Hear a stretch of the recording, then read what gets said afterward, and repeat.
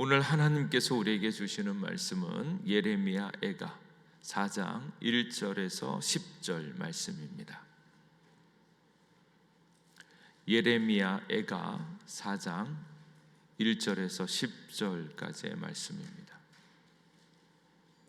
구약 성경 1147면에 있습니다.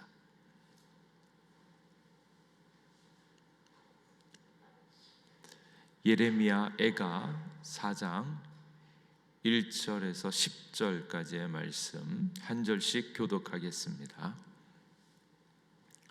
슬프다. 어찌 그리 금이 빛을 잃고 순금이 변질하였으며 성소의 돌들이 거리 어귀마다 쏟아졌는고. 순금에 비할 만큼 보배로운 시온의 아들들이 어찌 그리 토기장이가 만든 질항아리 같이 여김이 되었는고. 들깨들도 젖을 주며 그들의 새끼를 먹이나 딸 내 백성은 잔인하여 마치 광야의 타조 같도다. 젖먹이가 목말라서 혀가 입천장에 붙음이여 어린아이들이 떡을 구하나 떼어줄 사람이 없도다. 맛있는 음식을 먹던 자들이 외롭게 거리거리에 있으며 이전에는 붉은 옷을 입고 자라난 자들이 이제는 거름더미를 안았도다. 전에 소돔이 사람의 손을 대지 아니하였는데도 순식간에 무너지더니 이제는 딸 내 백성의 죄가 소돔의 죄악보다 무겁도다. 전에는 존귀한 자들의 몸이 눈보다 깨끗하고 젖보다 희며 산호들보다 붉어 그들의 윤택함이 갈아서 빛낸 청옥 같더니 이제는 그들의 얼굴이 숯보다 검고 그들의 가죽이 뼈들에 붙어 막대기같이 말랐으니 어느 거리에서든지 알아볼 사람이 없도다. 칼에 죽은 자들이 주려 죽은 자들보다 나음은 토지소산이 끊어짐으로 그들은 찔림받은 자들처럼 점점 쇠약하여 감이로다.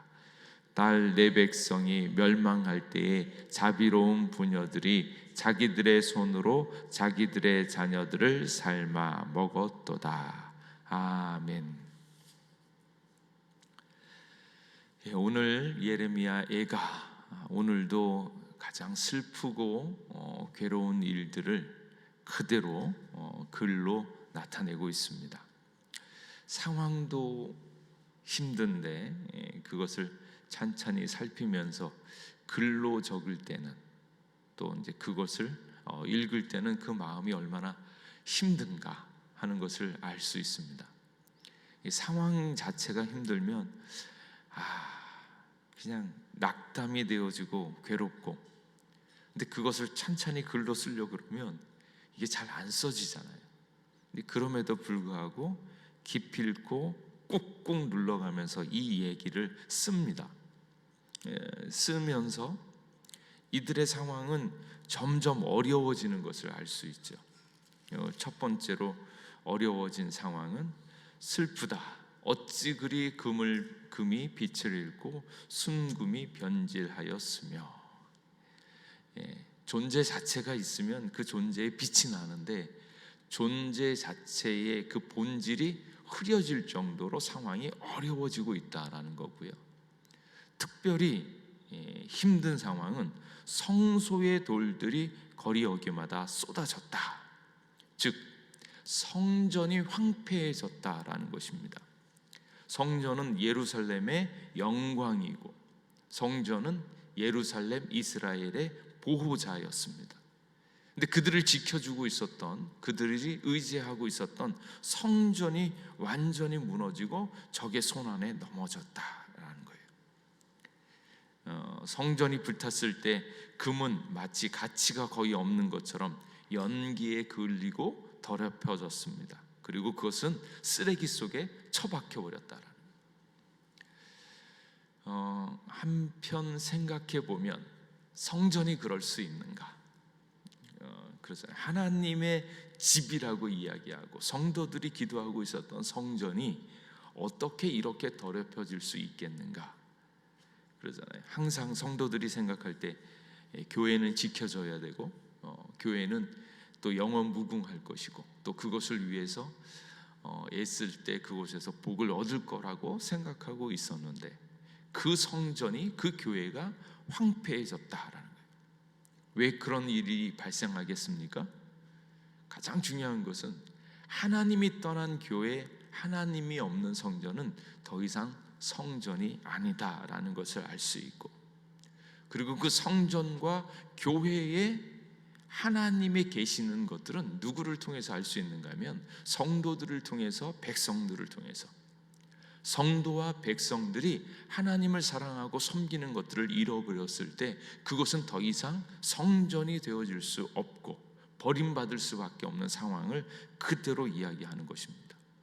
그래서 하나님의 임재, 하나님의 영광, 또 그것을 바라보고 있었던 성도들의 신앙이 무너졌을 때는 그것은 더 이상 성전의 기능을 하지 못하고 이와 같이 황폐해지고 빛을 잃어버리고 이렇게 어려움과 창피를 당하는 그 위치로 떨어지고 만다라는 것을 알 수 있습니다. 그래서 하나님을 떠나버린 성도들로 말미암아서 교회와 성전이 황폐해지는 것을 알 수 있고, 그것으로 끝나는 것이 아니라 그것이 고스란히 영향을 미쳐지게 되어지는데 누구에게? 자녀들에게, 성도들에게, 또 그 제사장들에게 그대로 나타납니다. 순금에 비할 만큼 보배로운 시온의 아들들, 2절 말씀에 나오는데 시온의 아들들, 보배로운 시온의 아들들이 토기장이가 만든 질항아리 같이 여김이 되었는고. 빛을 잃어버리는 것처럼 그들의 존재는 귀한 존재였지만 지금은 깨어져도 하나도 이상하지 않은 질항아리처럼 그렇게 깨어지고 망한 인생이 되었다. 그들이 가난하게 되어지고 포로로 잡혀가서 거기서 천하게 되어지고 비열한 상태로 가게 되어지고 짓밟히고 모독당하고 있는 차례로 그런 일이 발생되어지는 겁니다.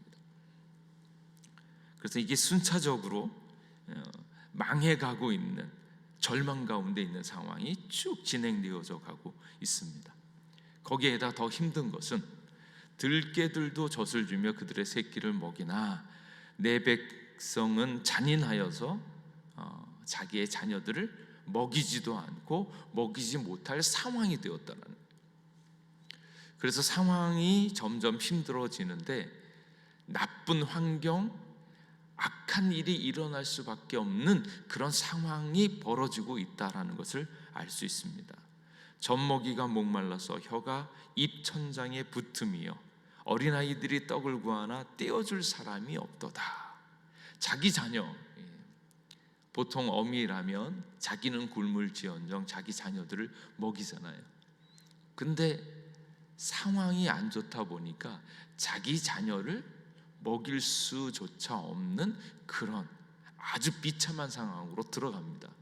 왜냐하면 먹일 것도 없거니와 이미 지치고 힘들어서 어미들이 자녀를 돌볼 수 있는 마음, 그것들이 하나도 생기지 않는 그 상황에 처해 버렸다라는 거예요. 자, 이때 생각해 볼 것이 사람이 악해서 안 돌보는 것인가, 아니면 상황이 안 좋아서 안 돌보는 것인가. 참 고민이 많이 되죠. 원래 사람이 나빠서 그런가, 아니면 어쩔 수 없는 상황이 되어져서 그런가. 근본적으로 생각해 보면 사람이 원래 악한 존재라는 것을 알 수 있죠. 자기밖에 모르는 그런 존재이나 그런 것을 살피지 못하는 상황까지 되었다니 얼마나 안타까운가. 또 이런 상황이 되어졌을 때 그의 본질의 상황이, 그의 사람의 됨됨이가 그대로 나타나는 거죠. 평상시에는 덮여 있지만 그 상황, 어려운 상황이 되어지면 그들의 진면목이 그대로 드러나게 되어 있는 거죠. 그러니까 그 사람이 얼마나 악한 것인가 하는 것들을 그대로 드러낼 수밖에 없는 나쁜 상황, 어처구니 없는 그런 상황으로 몰려갑니다. 그리고 5절 말씀에 보면 맛있는 음식을 먹던 자들이 외롭게 거리거리에 있으며 이전에는 붉은 옷을 입고 자라난 자들이 이제는 거름 더미를 안았도다. 이 얘기는 그 상황에 있어서 가장 많은 것을 누려야 됐던 고관 대작들, 있는 사람들, 괜찮게 지내던 사람들조차도 붉은 옷을 입고 자라난 자들도 이제는 거름 더미에 안았도다. 완전히 이제 사회 전체적으로 다 무너진 상황들을 이야기합니다. 이 상황이 되어졌을 때 그제서야 이스라엘이 무슨 짓을 했는가, 어떤 상황이 되어졌는가 하는 것을 깨닫게 되어집니다. 여러분은 어떠신가요? 지금 하나님과의 관계를 잘 깨닫고 있는가요? 근데 참 중요한 것은 하나님과의 관계성을 이야기할 때 하나님과 가까운가 멀고 있는가 하는 영적 분별함이 어렵다라는 거예요.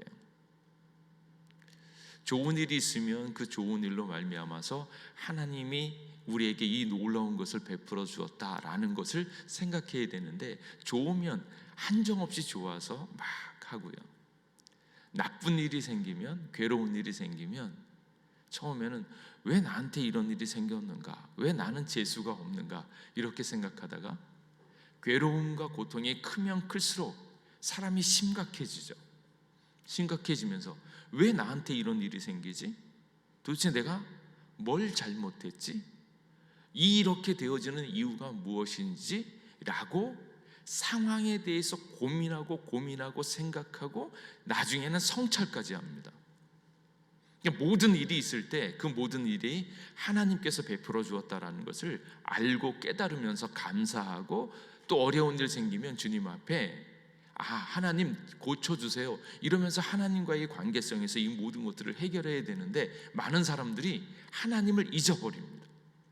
보이지 않는 하나님에 대해서 느끼지 못하고 너무 더디 알게 되어지니까, 좋은 일을 주었을 때 하나님을 기뻐하고 하나님께 감사하면 좋은 일이 많이 생길 텐데, 그 하나님을 느끼지 않으니까 하나님께서 무슨 방법을 쓰십니까? 괴로움을 주는 거예요, 고민을 주는 거예요, 아픔을 주는 거예요, 고난을 주는 거예요. 근데 고난이 오면 올수록 사람들은 뭐 합니까? 끊임없이 왜 이게 생겼지? 내가 뭘 잘못했지? 그러면서 하나님이 어디 계시지? 더 깊이 있게 아주 근원적으로 고민하게 되어집니다. 그래서 부디 바라기는 어떤 큰 일이 있어서 아픔이 많아서 그것에 대해서 고민하다가 그제서야 하나님을 깨닫는 것이 아니라, 우리들의 일상 가운데서 늘상 함께 계시는 하나님을 알고 누리고 하나님과 동행할 수 있기를 주님의 이름으로 축복합니다. 그래서 아픔이 있었을 때, 그 아픔이 계속 반복되어졌을 때, 그리고 나중에는 막 생각을 하죠. 아니, 어떻게 이런 일이 생기지? 왜 나한테 이런 일이 생기지? 내가 뭘 했다고 그러지? 그러면서 자꾸 자기를 돌이켜보는 거예요. 그래서 그것이 계속 지속되어지면서 그제서야 하나님을 알고 깨닫게 되어지는 인생이 되어진다면 얼마나 슬픈 인생인가. 그래서 날마다 아침에 깨어났을 때 하나님과 나 사이를 살피면서, 하나님, 새날을 주셔서 감사합니다. 오늘도 내 인생을 통하여 주님의 뜻을 이루기를 간절히 원합니다. 그래서 하나님을 찾고 하나님과 동행할 수 있기를 주님의 이름으로 축복합니다. 근데 그것이 하지 않을 때는 이렇게 좋은 일을 주어서 하나님을 알게 하든지, 아니면 나쁜 일을 주어서 하나님을 알게 하든지. 근데 많은 사람들은 좋은 일이 있을 때는 자기가 잘한 줄 알아요. 그래서 잘 하나님을 깨닫지 못하니까 오늘 있는 것처럼 늦게 천천히 괴로움을 주면서 없어져 봐야 아파하면서 그 고마움을 안는 것. 있었을 때 감사하지 않으면 없어져서야, 그제서야 아파하면서 그것의 존재가 얼마나 귀한지를 안다면 얼마나 우둔한 인생인가. 근데 우리 인생은 그러한 경우가 너무 많습니다. 이스라엘 같은 경우에 이 고난이 계속되어지죠.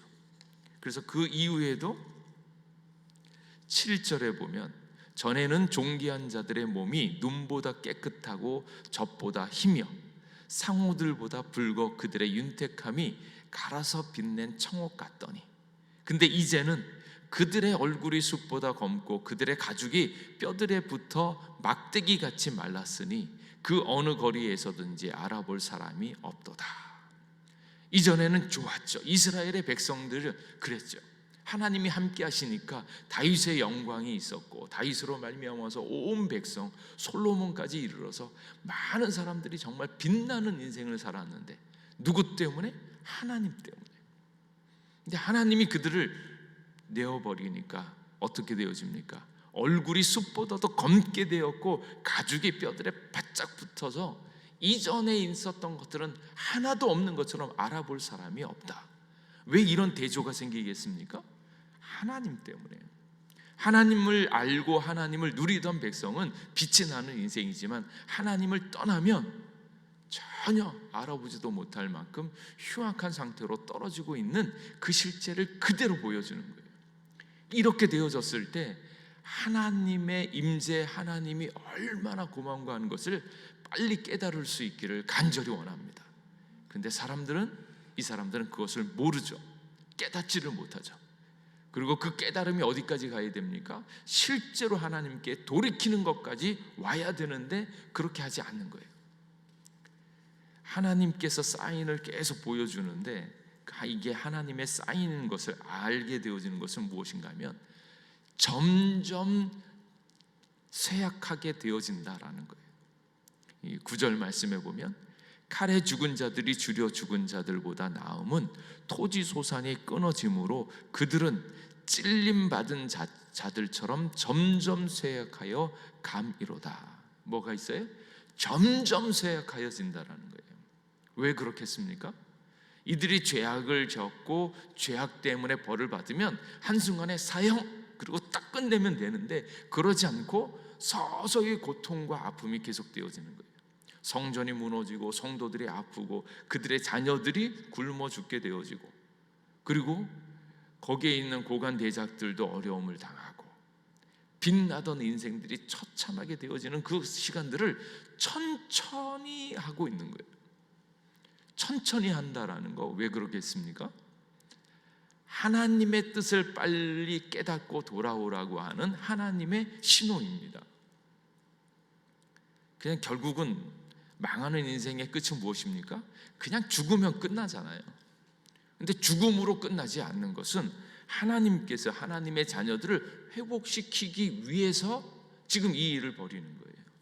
하나님이 잔인해서 믿고 있는 사람들, 아니 믿음을 잃어버린 사람들을 벌을 주고 고통당하는 것을 즐기시는 분이 아니잖아요. 그럼에도 불구하고 이렇게 아픔이 점점점 안 좋아지는 상황을 만드는 것은 그 고통 가운데서 하나님을 알고 깨달으라고, 하나님께 빨리 돌아오라고 하는 그 의미들, 그 돌이킴의 역사를 만들고 싶어서 천천히 하는 겁니다.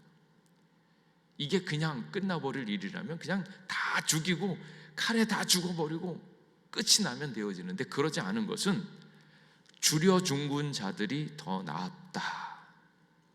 칼에 죽은 자들이 주려 죽은 자보다 나음은 토지 소산이 끊어져서 그 아픔을 당하면서 그 아픔을 주신 하나님의 뜻을 알고 돌아오라고 하는 하나님의 뜻입니다. 그래서 하나님께로 빨리 돌아가자, 하나님을 알고 하나님의 사랑을 깨닫고 하나님 앞에 머무는 여러분이 될 수 있기를 간절히 원합니다. 그리고 이렇게 나쁜 일이 생겨서 그것이 점점 생기는 것 때문에 깨닫는 것이 아니라 날마다 주님 앞에 서서 말씀의 은혜를 받고 힘을 얻어서 주님과 동행할 수 있기를 간절히 원합니다. 근데 여기에 있는 이스라엘 백성은 점점 쇠약하여지고, 가장 끔찍한 것은 무엇입니까? 이제는 자기들의 욕심 때문에 자기 손으로 자기들의 자녀를 삶아 먹었도다. 가장 끔찍한 상황까지 오는 거예요. 자기가 죽으면 죽었으면 끝이 나는 것이 나을 것 같은데 자기가 자기의 자녀들을 삶아 먹는 그 비참함까지 왔습니다. 이것에는 무엇이 있었을까요? 하나님께서 하나님의 백성을 사랑하시되 출애굽할 때 뭐라 그랬어요? 장자들 이건 다 내 것이다 그랬잖아요. 하나님의 자녀들, 그 성도들의 자녀들이 하나님의 것인데 이스라엘 백성이 무슨 악을 범했습니까?